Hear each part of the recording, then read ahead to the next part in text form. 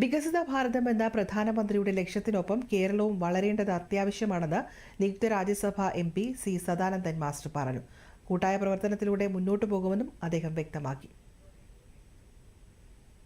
വികസിത ഭാരതം എന്ന നമ്മുടെ പ്രധാനമന്ത്രിയുടെ ഉജ്ജ്വലമായ സ്വപ്നം, ആ സ്വപ്ന സാക്ഷാത്കാരത്തോടൊപ്പം നമ്മുടെ ഈ കേരളവും വികസനത്തിൻ്റെ പാതയിലേക്ക് കുതിച്ചു മുന്നേറേണ്ടുന്നതിൻ്റെ ആവശ്യകത, അതിന് കടീബദ്ധരായ കാര്യകർത്താക്കന്മാരുടെ സമർപ്പിതമായ പ്രവർത്തന പദ്ധതി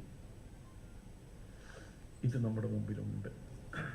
അത് സാക്ഷാത്കരിക്കാൻ കഴിയുന്നതിന് എന്താണോ ചെയ്യേണ്ടത് അത് ചെയ്യുക എന്നതാണ്.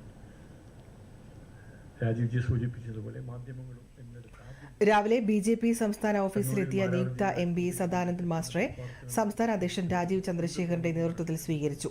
BJP മുൻ സംസ്ഥാന അധ്യക്ഷന്മാരായ Kummanam Rajasekharan, CK Padmanabhan, K Surendran, V Muraleedharan, PK Krishnadas തുടങ്ങിയവരും മുതിർന്ന നേതാക്കളും ഒപ്പമുണ്ടായിരുന്നു. മൊറാർജി ഭവനിൽ ശ്യാമപ്രസാദ് മുഖർജിയുടെയും ദീൻദയാൽ ഉപാധ്യായുടെയും KG മാരാരുടെയും പ്രതിമകളിൽ സദാനന്ദൻ മാസ്റ്റർ പുഷ്പാർച്ചന നടത്തി. ശേഷമായിരുന്നു സംസ്ഥാന ഭാരവാഹി യോഗം.